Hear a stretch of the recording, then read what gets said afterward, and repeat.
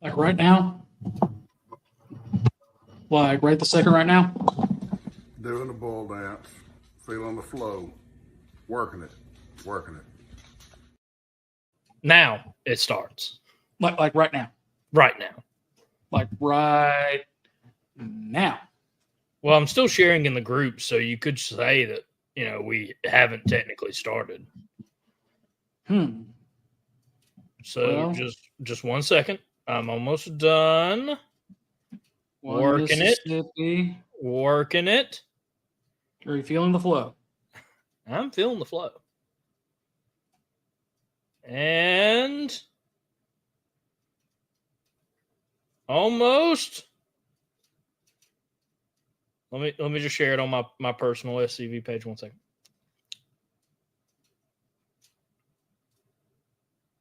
And done. And Hawaii. And Hawaii. We sign up for Patreon. We might explain that to you one day. Maybe. Well, maybe not. Probably not. Probably not. Yeah, I wouldn't. All right.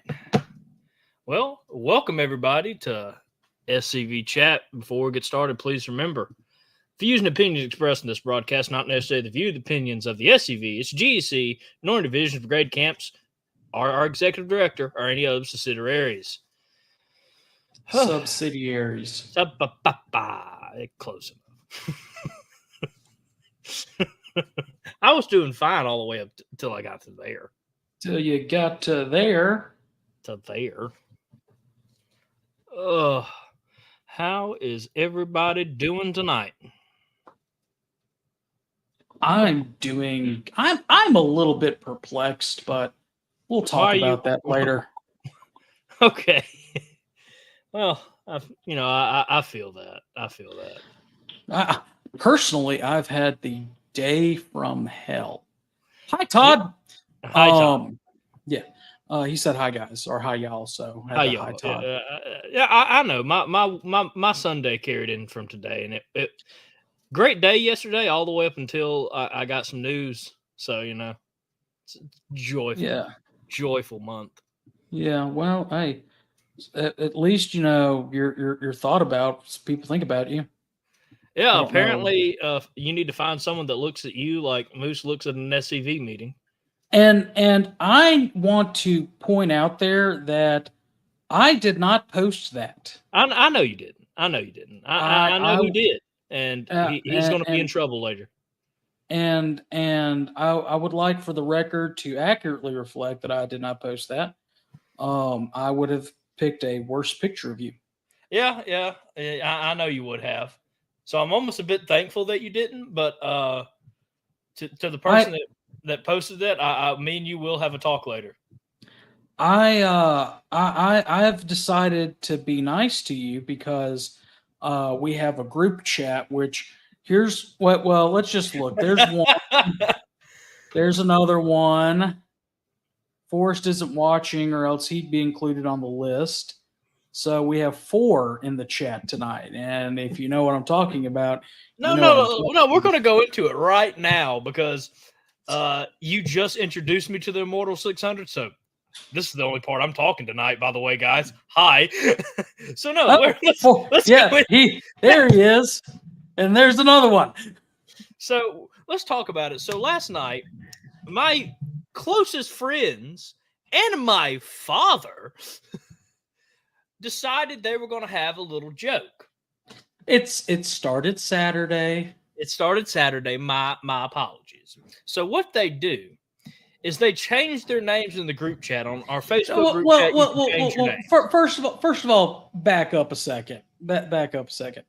So, for those that don't know, last year in 2023, I was one of 3 members of the SCV to win the distinguished. Should not have opened what the distinguished Robert E. Lee Award, and also this year 2024, my good friend and compatriot Forrest Dawes won the distinguished Robert E. Lee Award, one of the 3 this year. And no, just wait. they decided to change their. First off, I couldn't get over the picture in the group chat. That was the group photo was the first thing that popped up. Thanks for that. They changed the group photo. No, not the group photo. The first group picture you sent in the group chat this morning. Oh yeah. Yeah, that got me. By the way, I will give you congratulations. But here's what they changed their names to: Robert E. Lee Award winner 2024 Forrest, Robert E. Lee Award winner 2023 Connor, and then just because I guess I've called her Biscuit, Susie joins in and she does AOT Ladies Appreciation winner Cupcake. And actually, y'all didn't change the names. I changed the names. You changed the names. And me trying to join in, not expecting the full-on assault on my character that was about to happen. It was not an assault on your character. It was to make you feel bad. I changed my name to 2 times Heritage Defense Medal winner. Connor goes in and does, I've won that 7 times. Sucks to suck.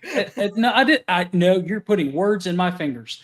I did not say sucks to sucks. That is a very honorable and distinguished medal, and I'm very happy to have it multiple times. But I can only win the Robert E. Lee Award once. But no, it started at lunch Saturday. We had a Mississippi Division Executive Council meeting where I can go ahead and say this. It has been, or it will be 15 years, but the Mississippi Division has formed and officially formed a committee, exploratory committee, and exploring the option of hosting the 2028 National Reunion in Vicksburg, Mississippi. We had a great time in Vicksburg in 2013. Like I said, it's been about 15 years. And we want to try to do it again. So we're looking. We got permission from the division because the division's going to be doing it, not just a brigade or a camp. Hey, Susan. So anyway, we're doing it as a division-wide project, and we wanted to get permission, and we got permission. So now we're officially exploring. In fact, right before the show started, I was emailing the Vicksburg Convention Tourism Bureau for asking their help with lining up hotels and stuff like that, so we can create our bid to present within this next year for the Confederation to consider. So So anyway, we ate at Whataburger, and Forrest is a movie fan like I am. Yeah. And we both love the movie 8 Seconds. It's a fantastic movie. If you've never seen it, Moose has never seen it. No. And one of the scenes in 8 Seconds is Lane Frost and Kelly go to a Whataburger, and his like opening line of dialogue is, "How's your water chicken?" And that's what Forrest ordered. So anyway. That's like the first. Yeah, he is a very deprived child. I don't think it's. I'm a mistreated child. I don't think it's from. I think it's just you've never wanted to sit down and watch the movie, or you've never made time to sit down and watch the movie. But it is such a great movie. It's more that I for those who don't know, I have insomnia, so a lot of my friends, in order to help me with that, give me a lot of movie and TV show recommendations, and it's either like a multi-trilogy or 8 seasons long of a TV show, and so that takes up a good portion of my time. So I haven't got around to watching 8 Seconds. Yeah, this is a 1-2 hour movie. Anyway, and with you having a bull and working in the livestock community, it's a must see. But anyway, so dinner went downhill from there. Yes. With the jokes, and then we began making fun of poor Moose. They stole melatonin. You left it on the table and went to the restroom. No, I went to throw away my trash. No, I threw away the trash. You went to the restroom. No, my trash wasn't on the tray. I went and grabbed and threw mine away and refilled my drink. And I turn around and I'm looking at the table. And I'm like, and I'm looking at y'all and I'm like, did y'all not see someone steal my phone? They're like, no. We're like, no. Did you leave it in the restroom. I was like, no, I came back to the table after I used the restroom and put my phone down to grab my trash. And they did this for like a good 5 minutes while I'm pushing people around in this Whataburger trying to find my phone because, I'm involved on so many social medias at this point. That would be just awful to have to figure out how to sign in to everything again. They keep it from me for a good, like, as I said, 3 to 5 minutes. And then they just are like, oh, we kind of feel bad for him. He looks like a struggling child. And I was like, which one of y'all have it? And my own father, who had to get the knife out of my back real quick before he could, gives me back my phone.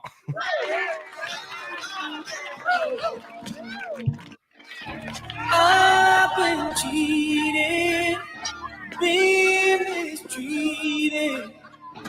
When will I be loved? I've been put down, I've been pushed back.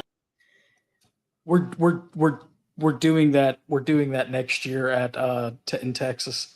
Forrest, we're doing that in Texas. Anyway. So we've been excuse me. We've been hazing moose. No. Let's not. Again, this is the only time I'm talking tonight, so I'm gonna use it. Of course you're right. But yeah, no, they didn't continue to rag on me about the fact that those two have won the Robert E. Lee Award. That 3 Mississippians 3 years in a row have won the Robert E. Lee Award, and they continued to make fun of me for the last 3 days. They tag each other's full name. So they've only communicated, and even over the phone has communicated with as Robert E. Lee Award winner Forrest and Robert E. Lee Award winner Connor. That's all they have done the past 3 days. I went from we had a great meeting. We are starting the works on a new award. We threw in our yes. Hey guys. Wait. I'm going to interrupt you really quickly. Jordy, guess what? Mississippi has adopted the Ag Award. Ha! Yes, and that's awesome. Again, I'm part of the agriculture community, so I'm very happy to see that. And then but you've not seen 8 seconds. Oh yeah, and I was very happy that the division approved us for the reunion, and we are getting a bid together to show to national and the convention. It was a great Saturday. Yeah, it really was. You too.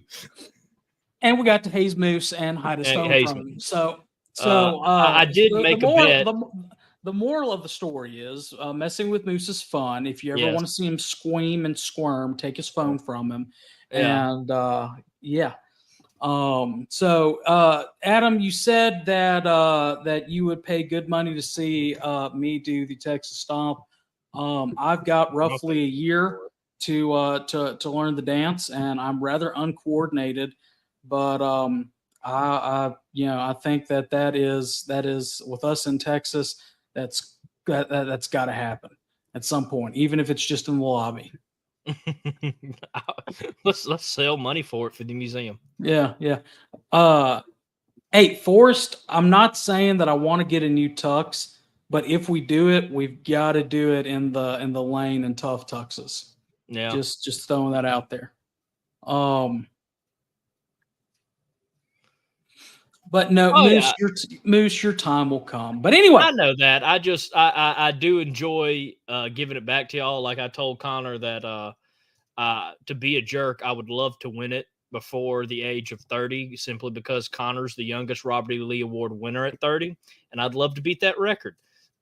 And I hope so I can. And what did I say back? You were actually very nice to me. You said, "I hope you do it," and I hope that you do. But give it, 25 years, 50 years. I don't care. I'm in this for my ancestors. I would love to win it. I'm not going to lie to you. But, whenever that time comes, my time has come. It is what it is. So anyway, tonight we're talking about, and this is going to be a rather, we wanted to do this episode next week. We had something else planned, we just kind of got our weeks crossed on us. That's my buddy. Yeah, And not prepared whatsoever.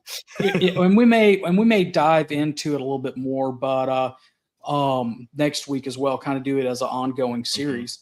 But tonight we're going to talk about the Immortal 600, and talk about a very brief overview. And of course, that's what we try to do with our historical talks, with the exception of like the Barksdale talk I did last month was an exception to our normal historical talks, because Barksdale, we focused very heavily on about 2 hours of that brigade. This is normally we try to do a generalized history overview of a topic. That way, try to pique your interest so that you will dive more into it on your own.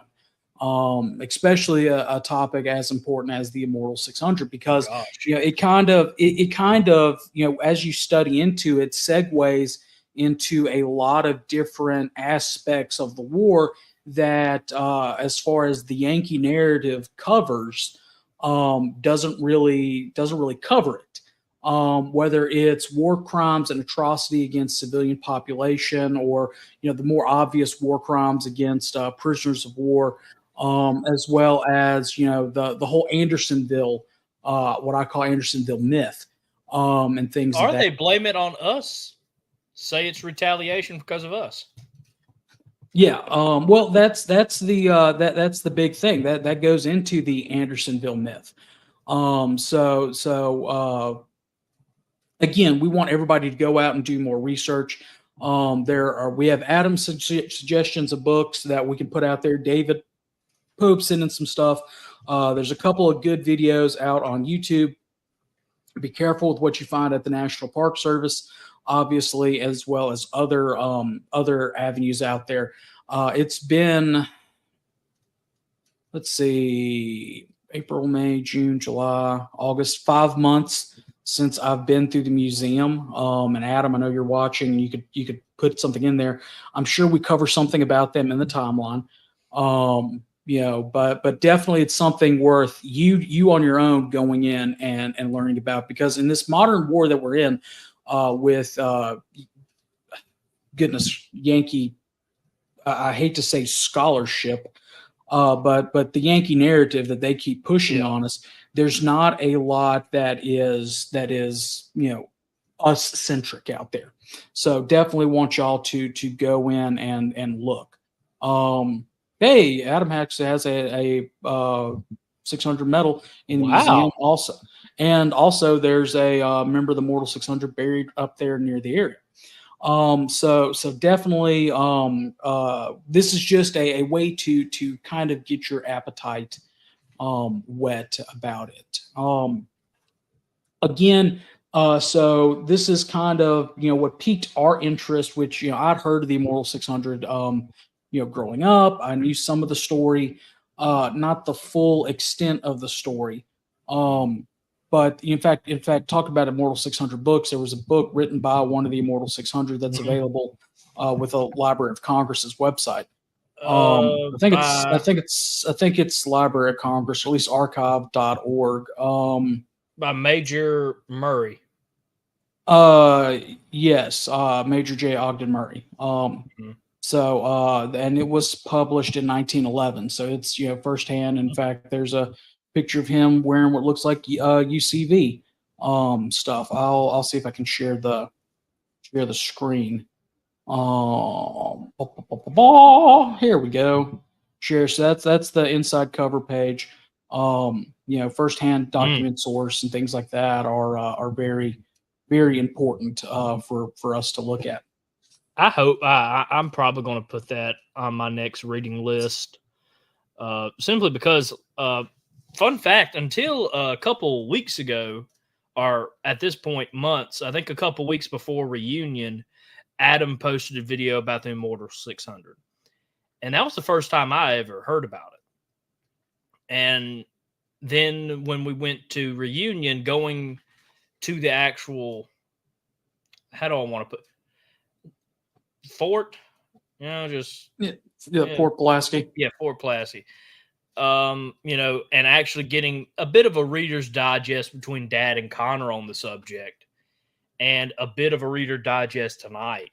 I was trying my best to read up on it a little bit, so I wasn't just completely a deer in headlights tonight. But it's just such a awful and powerful story. I mean, how they treat us and how they treated these poor men is just, oh gosh, it sends shivers down my spine, and why we can never forget their story. Right. So and we're going to go ahead and dive into it because we have to have a rather short episode this evening. We're on a clock, so so looking into it, it's 1863 is about when the story really begins. Mm-hmm. And well, some of the guys they were actually captured in 62. But we're going to start the story in like I said, 1863, August of 1863. The Federals decide that they're going to start laying siege works and recapturing Charleston. Charleston's important to them because that is the cradle of secession. It's where the first secession ordinance was passed.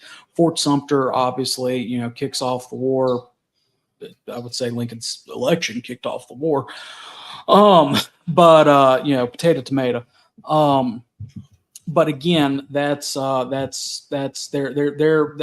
one of their goals is to the march to the sea was to make Georgia howl, but to punish South Carolina and punish the whole South. So August 21st, 1863, Major General Quincy A. Gilmore, who was federal commander in the Charleston area at the time, sent a message to PTG Beauregard, who some people say he looks like Barry McClooney, other people say that he looks like Donald Sutherland. It's up to you to decide. Isn't Commander McClooney an educator? Yes.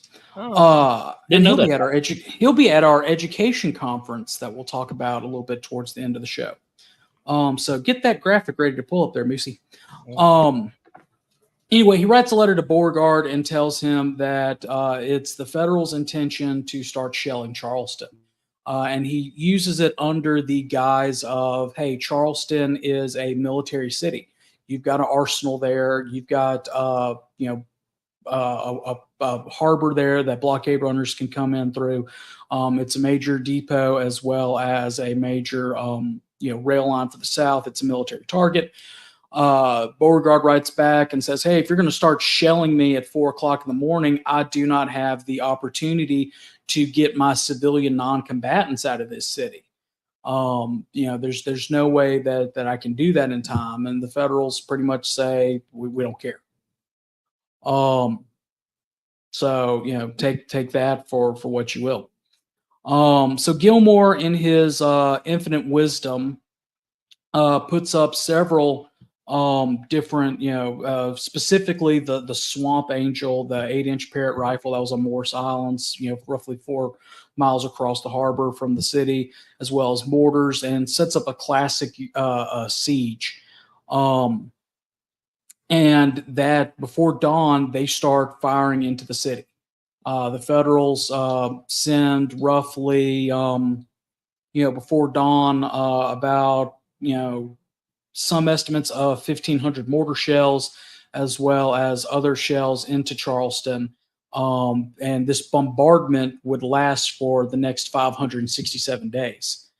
And it was a, heck of a time. And again, this is, are there military targets in it? Yes, but it's also a civilian city. You have men that are civilians. You have women that are civilians. You have children that are civilians. You have military hospitals, things of that, all within range of these guns. And the Federals are not caring where these shells are landing. They are specifically, they're not specifically targeting military installations. In fact, 1/4 of the city that was, specifically targeted and was the heaviest bombed area, they named it Gilmore Town or something along that nature. So again, Yankees bad, targeting civilian population. Surprise, surprise. Guess what they've been doing for the entire portion of the war, though? They've been targeting the civilian population.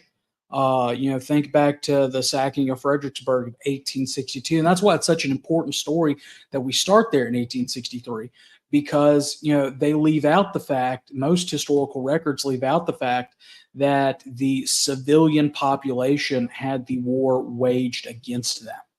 Most people do not,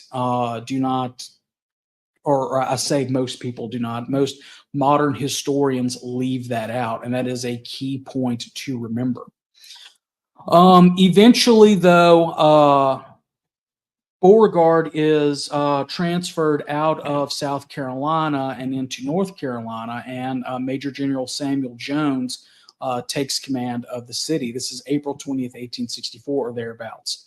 He also takes command of the entire Department of South Carolina, Georgia, and Florida. Meanwhile, the federal general who started this, he's also relieved of command, and another officer is put in charge. A little bit about Major General Samuel Jones. He's born December 18th, or excuse me, December 17th, 1819. So 12/17, 1819. I thought that was kind of funny. But he was a Virginian. He attended West Point. He graduated 19th out of 52 in the class of 1841. He served in Maine and Florida on the frontiers. In 1846, he returned to West Point as a mathematics and artillery instructor. Unlike many officers at the time, he did not go to war in Mexico, or at least he did not see action at the war in Mexico. In 1853, he was promoted to captain and served in Texas until 1858. He was made assistant judge advocate for the Army. When Virginia seceded from the Union on April 27th, 1860, or after Virginia secedes from the Union, and on April 27th, 1861, he resigns from the Army and offers his service to the Confederacy. He fights at First Manassas, commanding artillery under Beauregard. Promoted to brigadier general. He led a brigade in Virginia, but was soon sent to Florida, promoted to major general, and was sent around to various different posts from Florida to Mississippi to Tennessee. As far as an officer, he had a very bad habit of questioning his superiors, and often at times refusing orders. For example, in the autumn of 1862, he was ordered to send reinforcement to General Bragg during the Kentucky campaign, Perryville campaign, and he didn't. And that's one of the reasons why Bragg was like, "No, I lost at Perryville." Because of that, though, he got transferred to the command of the Department of Western Virginia. And at that point, he was mainly in charge of supply routes and logistics and stuff like that. But he pissed off Robert E. Lee because he continued to argue with Robert E. Lee. And if there's one thing we've learned in history, you don't argue with Robert E. Lee. And because Robert E. Lee was mad, relieved him of command, and sent him to Charleston. So by the time that Jones makes it to Charleston, the city has been battered for 8 months. 8 months, constantly, day in, day out, shelling. Imagine what that has done to what's left of the civilian population that hasn't fled the city. Imagine the beautiful city that it was. I mean, we had a great time touring, Charleston. If you're at the National Reunion at Charleston, you saw the what was left of the antebellum structures and stuff like that. I mean, this town's been around since before America, when it was Charlestown, before these United States of America. It's one of the earliest, one of the earlier colonial settlements, in the South. But it's been shelled for 8 months straight. Now, it's not like the civilian death toll was high, but it was way too much. It was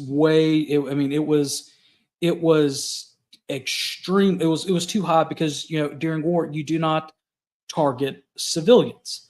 General Lee, when the Gettysburg campaign was going on, he ordered that his men should treat the Yankee civilian population with nothing but respect. So again, completely different war, completely different people. And that goes back to why we're reading Albion Seed. Remember to join Patreon if you want to hear the next episode of our podcast on Albion Seed. It helps us stay on the air and you get to learn some more. But I digress. The federal artillery had done a ton of damage throughout the city. In fact, there were very few buildings that were in range of the guns that were not damaged. The streets were so pockmarked with craters. It was to the point where horses, dogs, cats, other animals that had been killed in the street, there were so many of them, and the population was so busy hunkering down that they didn't even have time to bury the dead animals. So you've got rotting animal corpses out there, which brings flies, which brings disease. And I may have frozen up there for a second. Can you still hear me, Moosey? Yeah, I can hear you. Okay. I just had the little thing on my computer says my connection's unstable, so I may freeze out, may not. But again, this is what's going on. Again, they called the area that was worst shot up the Gilmore district. So again, they get a new federal commander. The Federals do as well. The Gilmore fell off a horse or something like that, so he was relieved of command. So Jones gets there and he is in the city, and he does not have the forces to attack. Again, this is 1864. This is August of 1864, or excuse me, summer of 1864. Spring, summer of 1864. Sorry, I'm thinking right now is August. This is April. Yeah. Anyway, situation in the Confederacy is looking like this. Vicksburg's fallen. The Confederacy's cut in two. Shiloh's happened. The two main armies in the field on this side of the Mississippi is the Army of Tennessee and the Army of Northern Virginia. Robert E. Lee in the spring of 1864 is duking it out with Grant in the Wilderness and Spotsylvania Courthouse, getting ready for Cold Harbor. The fighting around Richmond. The Army of Tennessee is getting ready to start duking it out with William Tecumseh Sherman in Georgia. It's a very, very desperate situation, trying to put what little bit of manpower we have to spread. We're sending troops up there. We're sending troops down there. So Jones does not have a full army force to go on the offensive and drive the Federals out. And Jones inherits a situation where there is the civilian population is being shelled. So Jones reportedly requests 50 federal prisoners to be brought down, and there are some accounts in the OR that say that Jones sent a message over to the federal commander and was like, "Hey, we've got 50 Federals. We're putting them in the heaviest shelled portions of the city. We're not putting them around military targets. We're putting them around civilian targets. Stop targeting civilians." And Jones and the Confederacy gets a lot of backlash over that. But again, and of course in Murray's account, he says that it was only rumored that happened. My research reading on the topic, the articles that I read were saying that he did request from Bragg, and Bragg, sent the 50, and so on and so forth. Would love to, because I'm trying to follow what's being said in the chat as well. So those that are watching, if you have like the Kennedys, if I'm saying anything wrong, please correct me on this very brief overview. But again, the 50 that were brought down were in civilian areas. There's reports of, there's a copy of the Charleston Mercury that said that those that were brought down were, put up in houses and treated with respect, and they were officers, not enlisted men. Angered by this, the Federals decide to put out the federal commander sends word up to the Secretary of War, Stanton, and Stanton is, meh, I'm angry. And so he orders a like number of troops to be brought down and put in front of military targets. And that is the key difference between the two situations. One is trying to save civilians. And David says they also signed affidavits saying they were treated the same as other prisoners of war. The other side says, and the other side is trying to prevent harm to military targets. That is apples and oranges there. You think about it. You have civilian non-combatants, you have women, and you have children in a city being shelled for 8 months. Then you have, again, the ones who were doing the shelling, using that as, and that's all they wanted. That's all the Confederacy wanted, was for, hey, target our military industrial complex if you want to. Leave the women folk and the kids out of it. The Federals take it and escalate it up a notch. Well, we are going to continue to shoot at your military stuff. We are going to continue to shoot at your city, but we're also going to put your men in the line in the line of danger. So get over it.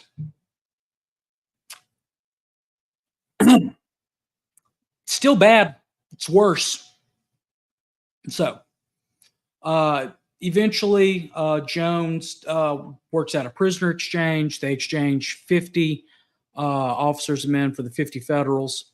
But then right before it's to happen, Grant issues or Lincoln issues General Order number 252 saying, hey, no, and this is the second time that the federal government has issued an order about not paroling or trading Confederate officers. So that falls apart. That falls to pieces. A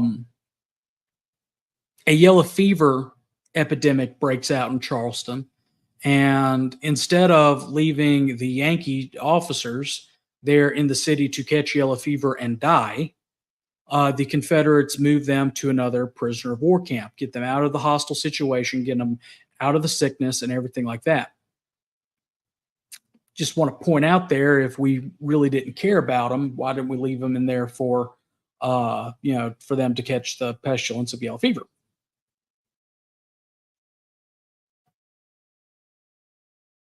Just pointing that out there. Most historians forget to bring up that point.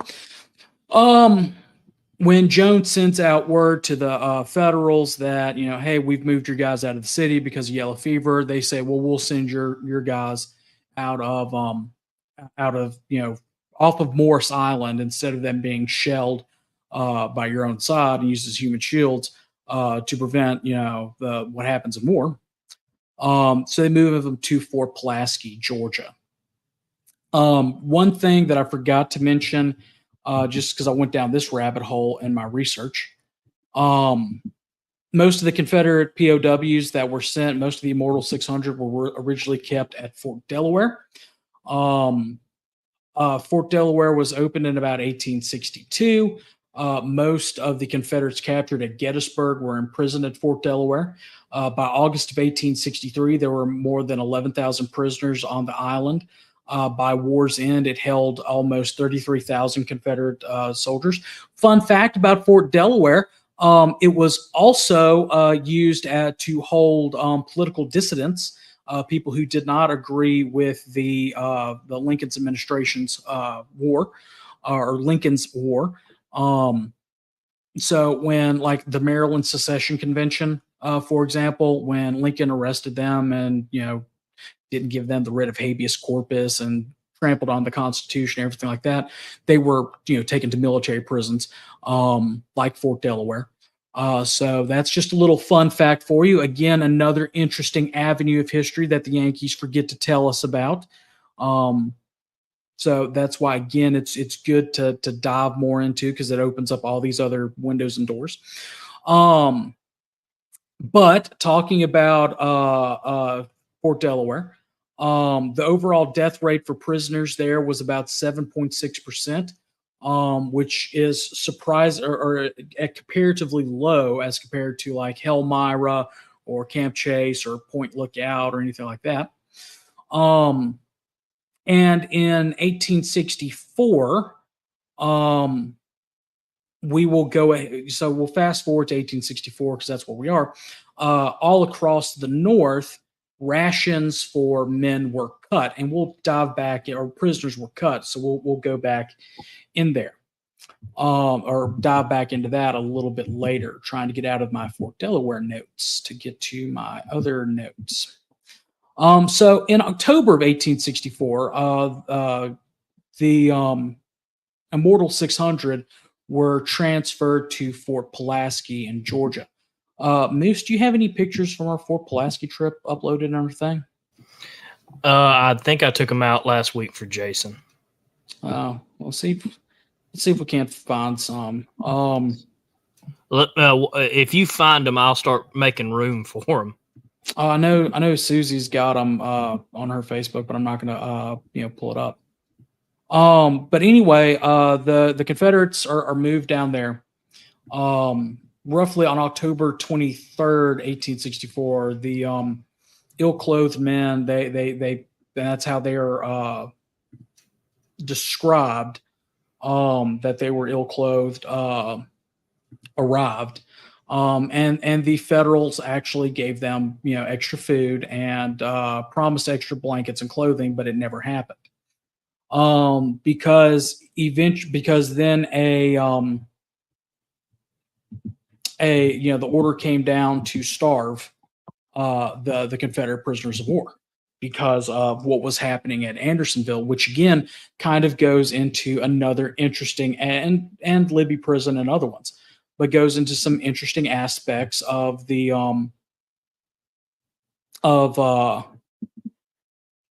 war that we're going to bring up. The Shenandoah Valley has burned, thanks to Philip Sheridan. So the breadbasket of the Confederacy has gone up in flames. The Georgia has fallen, or is in the middle of falling. The Confederate Army is, Army Northern Virginia is besieged at Petersburg. We're just about before the Franklin-Nashville campaign. Atlanta has burned. Atlanta has fallen. So our major supply areas have suddenly been, our major supplies have been decreased, as well as our ways to supply our armies in the field have been decreased. Our soldiers aren't eating. The civilian population isn't eating. I can't remember the exact, but I think like a barrel of flour is worth $100 Confederate dollars at this time. Things are not looking good for the Confederacy.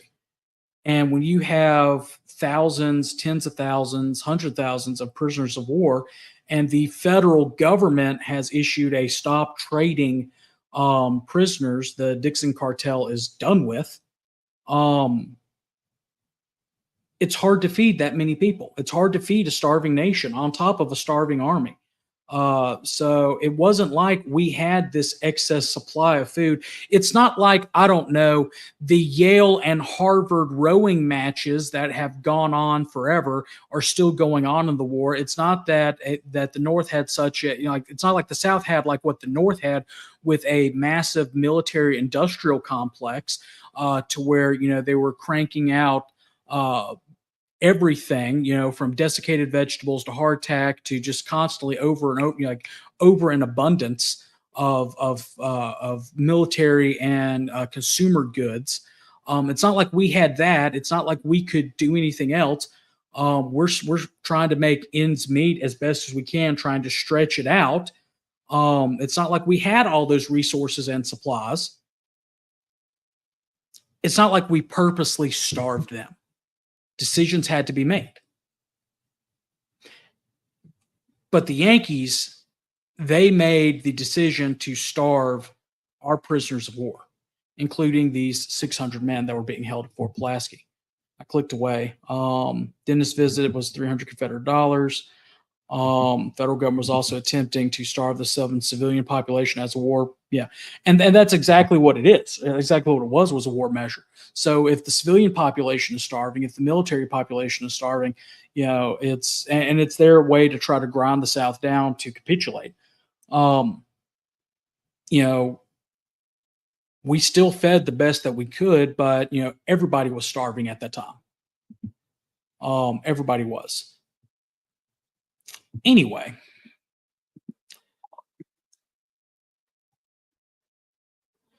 so they're transferred to Fort Pulaski in Georgia. While they were there,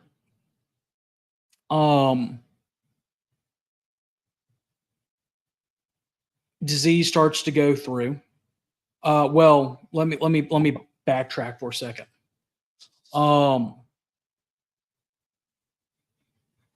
Casualties start to max or amount out of the men. 3 of the 600 died from these substance on starvation rations that were given, and the starvation rations that were given was I remember reading moldy cornbread or cornmeal. And even then, it was only 10 ounces of moldy cornmeal and half a pint of soured pickled onions. Don't forget the worms. That's what's, yeah. Thank you, Harrison, for reminding me that the cornmeal had, weevils and worms and everything else in there. So yeah, you did get a little bit of protein, but yeah. One soldier tried to pick out all the worms, and the guy writing the letter said he picked out 50 or 60 worms, and he just had to stop because he was destroying the cornbread, and he still had to eat, and it was just destroying what little he did have. Yeah. So yeah, so there's that. They did supplement their rations with the occasional rat or stray cat. But 3 of them ended up, being starved to death. As a result of the rations being issued that way, dysentery was rampant amongst them, as was scurvy, and 13 men died of the dysentery and scurvy.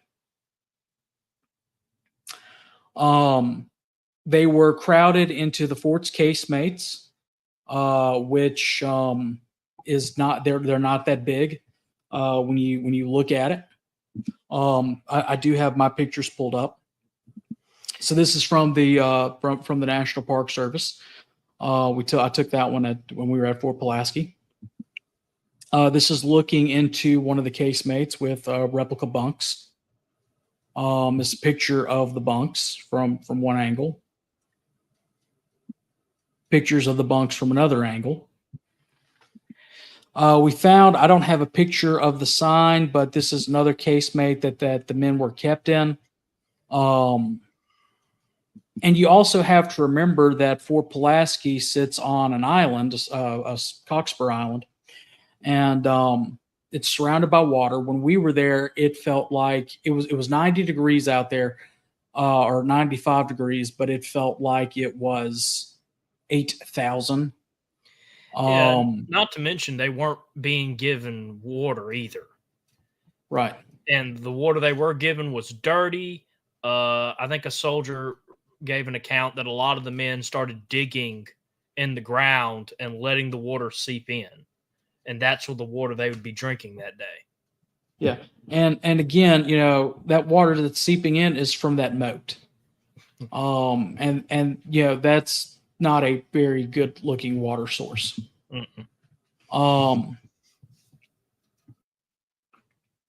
Eventually, they did come off those rations. And the prisoners began organizing their own relief association for Port Pulaski for the aid and relief of the sick and less fortunate prisoners. They elected officers like Colonel Abraham Fulkerson of the 63rd Tennessee. He was elected as president. They began raising funds from what they had, and they collected and expended $11 on food and other supplies that they needed. They were eventually moved again. 5 of them would die at Hilton Head, South Carolina. And then they were moved again back to Fort Delaware, where another 25 died.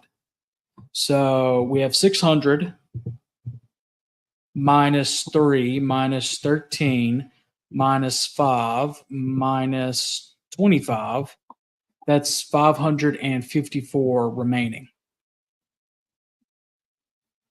Some of the men did try to escape, as they're being moved later on. But go ahead. Correct me if I'm wrong, because again, this was the part where I was kind of having to cut in and out and start getting ready for the show. But a lot of them didn't get released until after the war. They were kept, for the whole entire war. This wasn't the end of their torment. Yeah. Well, here's the thing, though. They could have, at any time they wanted to. They could have taken the oath of allegiance. They could have swallowed the dog, and they could have ended their torment. But these men chose to suffer. They chose to go through with it.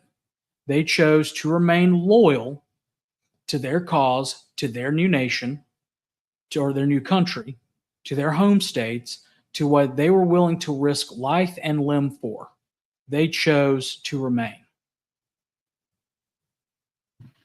Just because now I'm pissed. Connor, why would they suffer like that, do you think? What were they suffering for? Well, because in my mind, they're suffering just like the Revolutionary War soldiers did at Valley Forge, or at the worst winter in New Jersey, I can't remember. Because they were fighting for their homes, they were fighting for their loved ones, and they were fighting for their independence. Their independence and their rights that were given by God, that were enshrined in the federal Constitution, that the federal Constitution later trampled on, and that they said, okay, if you're not going to live by the rules that we agreed to, then you know what? We're going to do what is right, what is honorable, what is our rights, as said in the Declaration of Independence, to create our own and independent nation. Because I can't remember exactly how Jefferson wrote it, because I'm getting ticked off. But government comes from the consent of the masses, and that any people anywhere have the right to alter or abolish a government and follow, create a new one that fits their needs. That may have been Lincoln that said that in 1848, but it may have been Jefferson that said in the Declaration. Lincoln does a 180 at some point and goes crazy, and completely really abandons. Yeah. Well, so was his wife, but they were loyal. They were loyal. And I'm sure you're getting at what I was getting pissed about, because these men. Well, Yeah, and who the hell wants to go through all that suffering and everything like that for what what the northern school books and teachers say the war was fought over? There has to be more to it than that. Thank you. That's I mean that's the thing. Who is going to remain through those conditions just to keep chattel slavery? I'll go ahead and say it. Who's going to do that? For some rich sucker back in, so many lands. I mean, heck, the North still had it, but that stuff is the thing that pisses me off, because they could have easily said the oath of allegiance if they were truly fighting for something that, honestly, the majority of them didn't have. Yeah. So why? Well, because, like I said, because they understood the principles that their ancestors fought for in the revolution, the first revolution, the 1776 revolution. They understood what was at stake. They understood how the government was supposed to work. They saw that the government was no longer being that Jeffersonian ideal of the Constitution. It was going towards this Hamiltonian centralist government that we still have to this day. And they said, hey, you know what? We don't want a part of this. We don't like this perverting of the Constitution that has happened. Again, my views and opinions, but we don't want this. We want out. And peacefully left. And when they could not be peacefully allowed to leave, forced in at the point of a bayonet.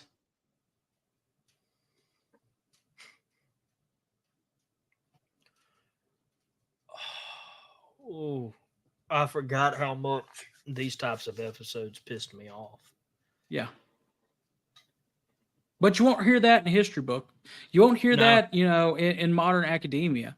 You won't hear about, the as we've mentioned, the doors we have opened, the crimes against crimes against humanity, obviously, but the crimes against the civilian population with the shelling of Charleston, nor the fact that the Shenandoah Valley was torched. So, the Confederacy couldn't supply their own civilians or their own men. But you don't hear about how you do in Gone with the Wind and other things, but how Georgia was torched, which was another bread basket of the Confederacy, or the Golden Triangle in Mississippi was torched, or how the Federals purposely flooded the Yazoo Mississippi Delta, or things like that. You don't hear about that. You don't hear about how Fort Delaware was used as a place, not before it was a Confederate prisoner of war, but it was also a prisoner or a prison for political dissidents against the Lincoln administration. You don't hear about that. You don't hear about mistreatment of prisoners of war, like what happened with the Immortal 600, like the guys at 80 Acres of Hell at Camp Douglas in Chicago. You don't hear about Helmira. You don't hear about Point Lookout. You don't hear about all these other places. The fact that the federal government and what they are putting out there says, oh, well, the mortality rating at Fort Delaware was only 7.6%. And they take that with pride. Meanwhile, you have a Yankee Nation that is sitting there, and again, as I mentioned earlier, the Harvard and Yale annual rowing match went every year in the war. It never skipped. It would be like the Iron Bowl. To make that into a Southern euphemism, it'd be like the Egg Bowl or the Iron Bowl not being missed. I know. And what pisses me off more is not only did they commit all these crimes and what I'm just going to call our enemy in today's modern history world is the fact that if they do go into these atrocities that happened to the South during the war, they try to blame it on the South. Like when I was getting ready for tonight's episode, they actually tried to justify the treatment of the Immortal 600. Justify it. To say that, well, it was payback. The South did it first. Comparing apples and oranges. You have women and children being shelled in a city and a civilian population being actively targeted versus taking them and putting them in front of a military target. That's two separate things. Then again, you have a federal army that is or armies that are wreaking havoc all across the South, that are burning out homes, they are burning out everything. One of the Kennedys said it earlier, but the actual extermination of these Southern people, not only on the military front but on the home front. And you have a government that's trying to figure out, okay, we really want to win our independence. All right, right over here. We need to make sure that Robert E. Lee is getting so many supplies. We need to make sure that the Army of Tennessee is getting so many supplies. And then we have bread riots in the Capitol because we can't, our civilian women cannot afford the price of bread, because they have gone through and created counterfeit money and completely inflated our economy. Yeah, I forgot to mention that. Meanwhile, in 1865, when Robert E. Lee surrenders to Grant at Appomattox and he asks for 30,000 rations, Grant gives them to him like that and says, "Do you need more?" Yeah, but 'cause we're they the had bad guys. plenty. Yeah. We couldn't feed our own people. We couldn't feed our own soldiers. And we were trying our best to give our POWs, the Union POWs, as much food as we can. But yet, that was their justification. Like it or not, a strong federal government that had enough supplies for their POWs and their armies and their citizens, mind you. Again, you talked about Harvard and Yale. They're obviously not hurting. Lincoln's not hurting in the White House. The citizens aren't hurting. But yet, it's our fault. And they do that with every single issue when it comes to Jason war Lloyd, crimes at the South. and Jason Lloyd makes a good point. The Yankee government was willing to starve their own soldiers. Tells you all you need to know about them in order to coerce the South back into the Union by force. And he's right, because they issued those starvation orders against Confederate prisoners of war in retaliation for the treatment of federal soldiers in Confederate prisoners of war or Confederate prisoner of war camps. All they would have had to have done is start the Dixon cartel back up. Mm-hmm.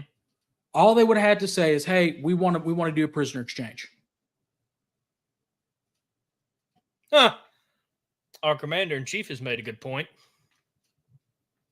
Exporting. While we were starving. Apparently, they're citizens, even though we had rightfully succeeded and practiced independence. Well, let's go by Lincoln's eyes. Yeah, by Lincoln's eyes, but after he gets his brains blown out, the radical Republicans who made the southern states reapply to join the Union. Yeah, that was starting history books.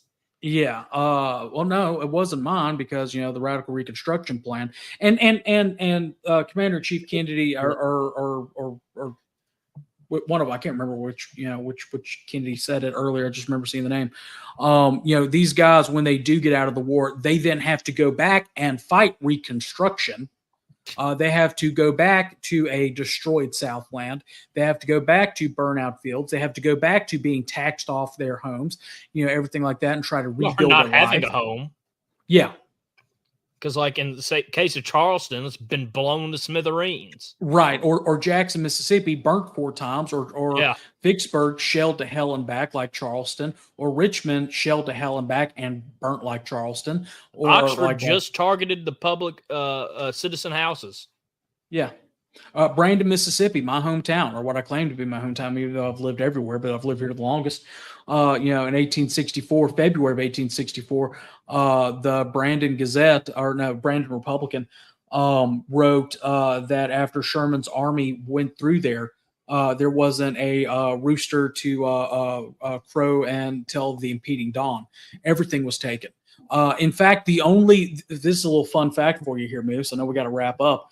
The only Mississippian who did not sign the Ordinance of Secession, his name was Jacob Thompson from Brandon, even though because he was voted as a non-secession delegate, was in Brandon when it happened, because even though he was against it, when Mississippi left, he still went off to fight and was wounded severely at the Battle of Shiloh.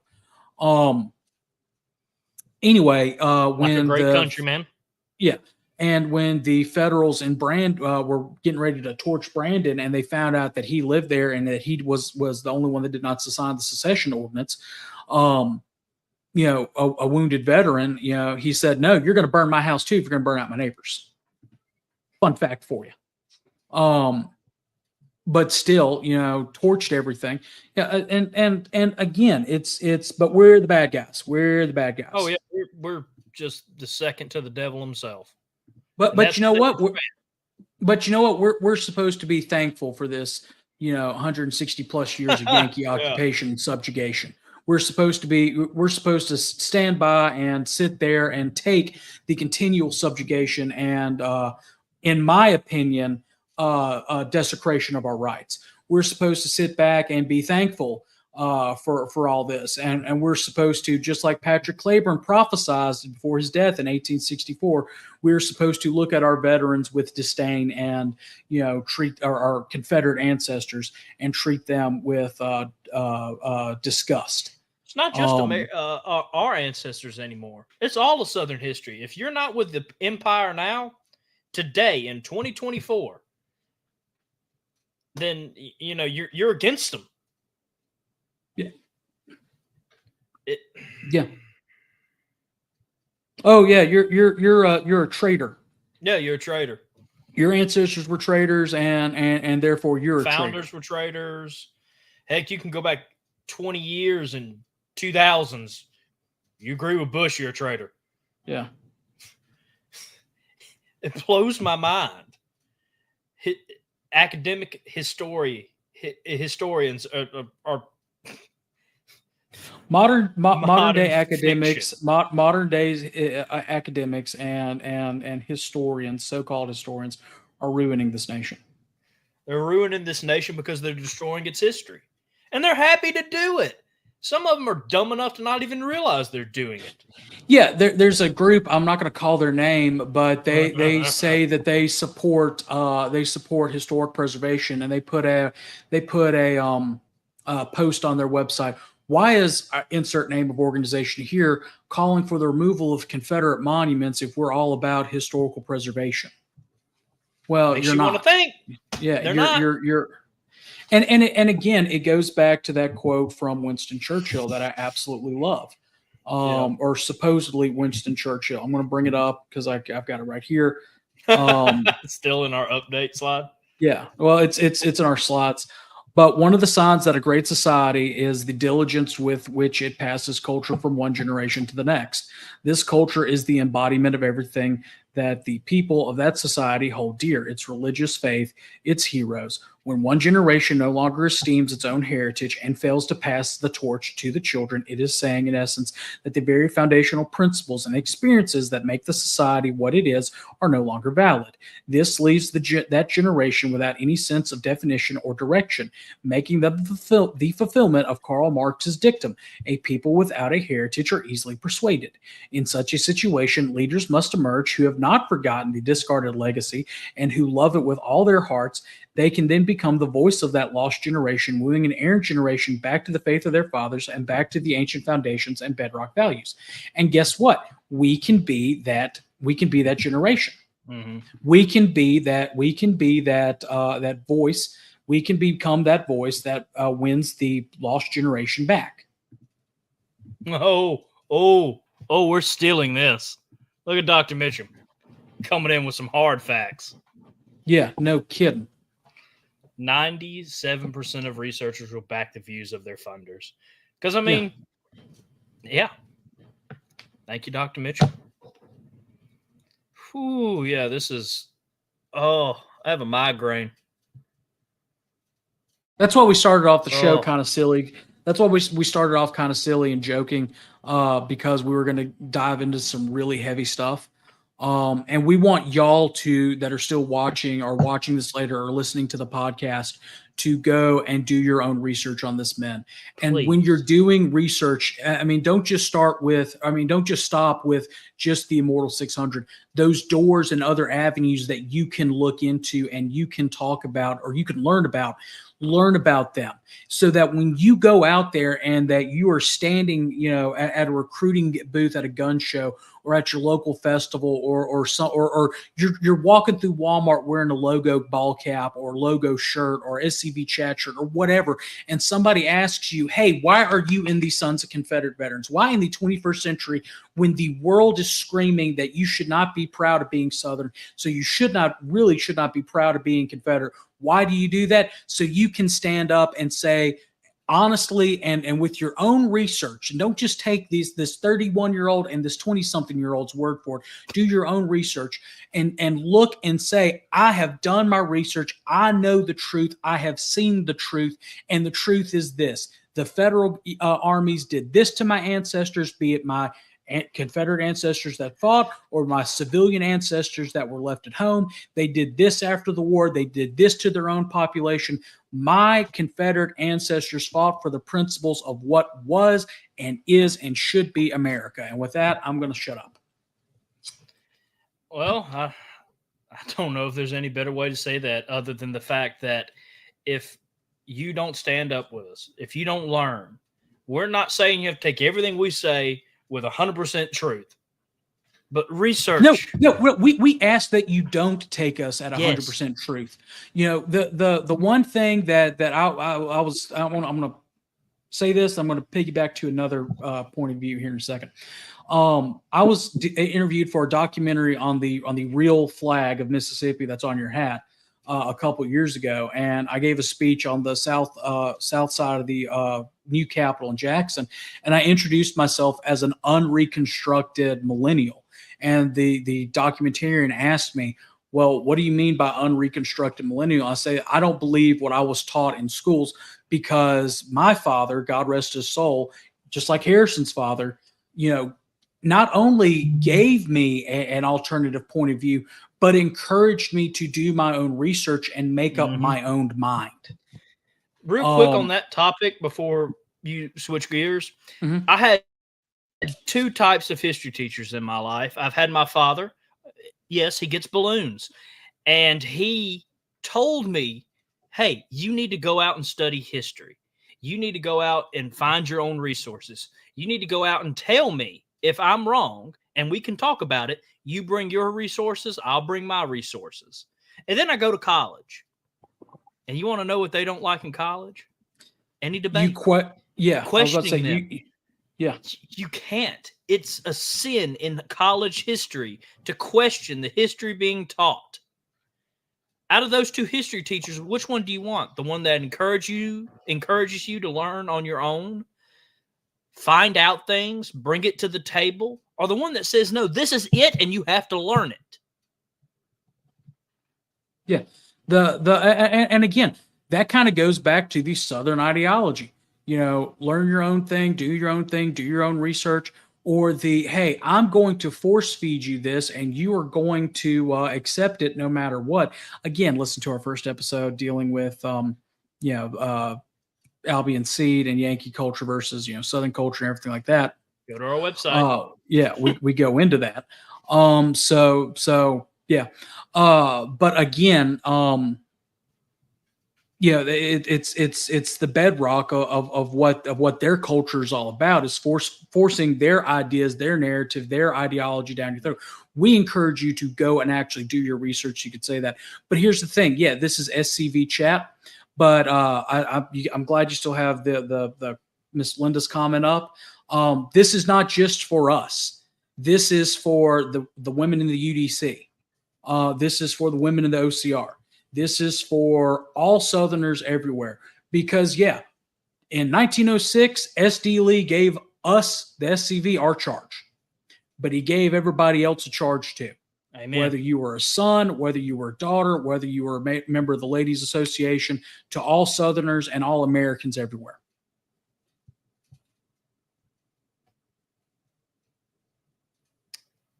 Amen. And it's time that you stand up and defend it. Mm-hmm. I mean, that's and I will go ahead and say one thing that does make me hopeful and somewhat fired up. I've been watching with being a political scientist by training. I've been watching a lot more news lately than I have over the past couple of months, and I tend to listen to. Well, first of all, if I'm going to watch any type of political address, I watch it on C-SPAN to not get any spin. But I try to listen to a little bit from every single program, to hear the different talking points on Fox News. On Fox News, which is not that Confederate friendly. They have one. No. Well, they have one, host who's on there with, just like how I have, little Robert E. Lee behind me and Norman. He has a bust of Abraham Lincoln behind him, and he loves to throw around. And if you can kind of catch who I'm doing the mimic voice of, you can figure out who it is. But he likes to throw around that the Democratic Party is the party of slavery and the Republican Party is the party of Lincoln and freedom. So you can probably figure out who who that sounds like. But still, Fox News, my views and opinions, actually made it to a point to talk about the neo-Marxist culture that's on one political side of the spectrum, and said that if you want people that are continuing to do X, Y, Z and removing monuments, the fact that now mainstream media is throwing monument destruction, which I know it's a lot more than our monuments that have been destroyed. It's a lot more, but a vast majority of ours. Yeah. But the fact that they are starting to paint the other side as a political attack means something. It means that they are seeing that, hey, we're right and we have a chance for victory.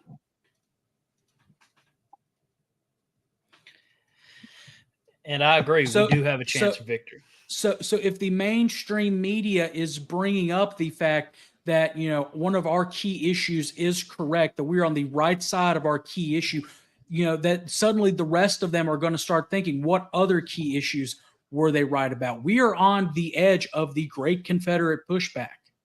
And, it's time for us to not necessarily load our guns, but it's time for us to load our guns in a different way, i.e., books. Books are our bullets, and money is our bayonets.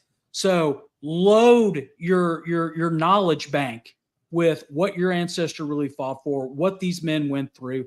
Dive into the multifacets of the war. Use this as a jumping off point, especially if you were just hearing this and you were somewhat interested in the war between the states. Dive into it and read more. And if you are already in there, help our institutions. Our National Confederate Museum at Elm Springs that tells the story, the true story of the South. Donate to that. Join the 21st Confederate Heroes thing. Let's get that museum paid off so that the world can see what exactly our ancestors fought for. We're almost there, and we can get there. I think it's 12 cents a day per member, and we could be paid off by next July. It's up to you. I mean, that's our two biggest weapons. Third biggest weapon, take this fire that you're share it obviously. But the fire that you're feeling inside of yourself right now, it is the middle of the month. Some camps have already met. Some camps have yet to meet. If you are a camp that is yet to meet, go back to your camp, take this fire that's in you right now, and be the change you want to see in your camp. Hear, hear. And get out there in your communities and do something. Bring notice to yourself. Bring notice to your ancestors, and bring notice to the truth. Don't let this fire and this feeling be allowed to morph back into the same old same, eat, meet, and retreat. Take it and run with it. That's all I got. All I got to say, if you run with it, and if you do the charge and defend our history and heritage, they won't stand a chance. Yeah. Truth will come to light every time. Forgot to bring this one up. When we were talking about it, that's the monument to. Well, I got a better picture of it. I'll save and put in there. one that's not We already went down that rabbit hole. yeah. Hey, take your change that you'd have left there that the National Park Service and the federal government's taking from you to, I don't know, lie about your ancestors and mail it into the National Museum, save it up. Could do that. Just saying. But these are the names of the 13 men. Yeah. These 13 men who left their homes, Georgia, Virginia, North Carolina, Missouri, it looks like. I don't have my glasses on. Tennessee, Florida, and are buried hundreds, if not thousands of miles away from their homes. Didn't return back. Died between November 13th, 1864 and March 14th, 1865. Let their legacy mean something. Don't make their sacrifice be in vain. Don't let the fact that for a little under 150 years that they lied unmarked on federal soil, not even free soil, that they did not even have the right to die as free men.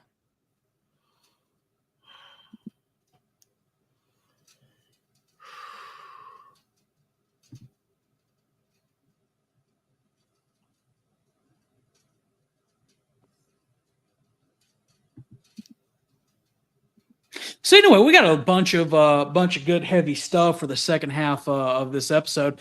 So we hope you enjoyed the heavy stuff as well as the light stuff at the beginning. We tried to position it that way. Best. What are you doing this weekend, Moose? Oh, well, I'm glad you asked that. There's actually a cool event I'm going to this Saturday. Love you, Dr. Mention, but we're going to take that Jeff Davis quote. All right, so for those that are who may remember, Carl and Nancy Ford were two phenomenal Mississippians. Carl was division commander. Miss Nancy, we used to jokingly say, was our second best division commander because she was there with Mr. Carl, just along with everything. Just like how, so many of our women are the backbones of our leadership. We've talked about that. They were patriots. They were Southern patriots. In the 1990s, they started a historical conference focusing on the South's rich history, heritage, and culture. After they passed away, the conference just kind of died. But we have restarted it in their name. So this year is the inaugural Carl and Nancy. This weekend is the inaugural Carl and Nancy Ford Southern Culture, History, and Heritage Educational Conference. It's going to be a great day, packed in with a lot of great speakers. We're not just covering the war between the states. We're actually hoping to cover a vast majority of Southern history. So we will have Carl Jones, AOT councilman, friend of the show, and sometimes guitar player. Here he will be talking about secession and the Constitution. He will be followed by Grady Howell. Grady Howell's an amazing Mississippi historian. He has just come out with a book on the Mississippi Rifles during the Mexican-American War. That, of course, was Jeff Davis's unit. We will have Larry McClooney talking about his newest book, Plane, Trains, and Automobiles. I mean, Gunboats, Bayous, and Trains, I think is the name. So that'll be our War Between the States portion, and then we'll have Ryan Walters, who's been on the show before, talking about Reconstruction. Registration is at $40 at the door. It does include lunch. However, we did a pre-registration for Mississippians only. We ordered enough meals for 36 people. So if you are planning on coming, go to Mississippi SCV. Well, I'll pull it up really quickly. Mississippi.org, and you can go from there. Find it pretty easy, if I'm not mistaken. Yeah. So I'm going to present the screen really quickly. MississippiSCV.org. That's MISSIPPI.SCV.org. Heritage Conference registration. So you can very easily fill this out and submit it. If you are a vendor, if you have your let us know, because we can still get some meals in at this point. But the day of, it's going to be kind of cutting it close. But it'll be a great day in the South. Of course, it's open to. It's Talk open about that to later. yeah, it's open. It's open to men, women, children, SCV, non SCV. Everybody Even Yankees, is if they really want yeah. to learn. Yeah, so great day of history. We're glad to get this started off. We'll kick off at 8:30 in the morning, and where it's in Raymond, Mississippi. So if you're near the area, Even if you're not. Yeah, Raymond is a very historic town. The Battle of Raymond was fought there. We're right near the battlefield and the Confederate cemetery. It's kind of off the beaten path, so would encourage everybody to if you can make it, great. If you can't, we're not going to live stream it. But you know, we will be doing this every year going forward. Also, really quickly, what are you doing tomorrow night, Moose? Well, I'm watching Look Around Florida. I probably will. Depends on my work schedule. Reminder to tune in tomorrow for Look Around Florida with Sean McFall. That is actually 8 o'clock Eastern Daylight Time until we change over to step back to Standard Daylight Time. Anyway, and Confederate Daylight Time as well. So 7 p.m. So check that out. Make sure you're giving Sean a like. Sean does a great job with his program. Phenomenal. What you doing Thursday? Well, it's time for a look around the Confederation on Thursday. Remember, if you have any news, pictures, videos, or other write-ups, please send them to scvyouthOutreach@gmail.com to be featured. Please have them in by 3 p.m. so that we can make sure that we get them on there. And please try to phonetically spell out tough town names.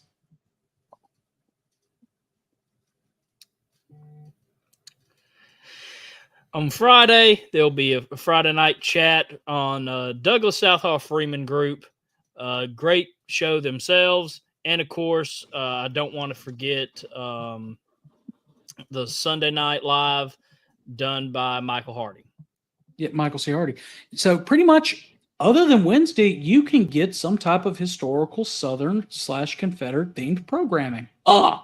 Great shows, too. Yep.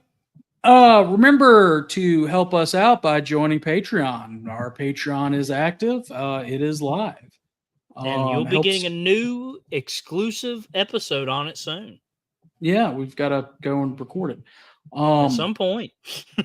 Yeah, we've just been very busy trying to do stuff. Honestly, it's flooded. But remember that you can listen to this episode by going to scvchat.com. You can catch most of our pre-recorded episodes on. I don't know why yours does it and mine doesn't. I'm special, I guess. I think I turned that setting off. You can turn it off. I think I did. We'll have to look you at can. that. How about that? How about that? So again, for pretty much SCV headquarters, SCV chat headquarters, scvchat.com, a bunch of great things on here, like episodes, our archives, being able to listen to some of our great old stuff, our podcast where you can find and listen to us on all these different platforms. And again, if you want to support us, you have two different ways you can do that. With the support us page, you can join our Patreon, or you can get one of our t-shirts at bonfire.com. Again, our t-shirts at bonfire.com. You can get the chat t-shirt like that one. You can get the South was right in 1861 because of 76. Tom Jefferson, Robert E. Lee. My favorite, the All We Ask Is to Be Left Alone, Jeff Davis. Patrick Claiborne, the I'm with the South in Victory or in Death. It's actually available in green, or the Attack in All Directions, what we need to do with Nathan Bedford Forrest. It's available in Tennessee Orange. Hey, football season starts at the end of the month. Go Vols. Don't say anything about the Flames. No one cares. All right, then. So thank you guys for watching. Yeah. All right, and in the words of the late and great Harold Philpotts, no Fumar in the elevator. Fumar. Hey, really quickly before we stop, if you have a YouTube account, Go subscribe to the YouTube page. Do it now. Go subscribe to the YouTube page. You can do that as we're doing the end credits. And remember to stay Southern.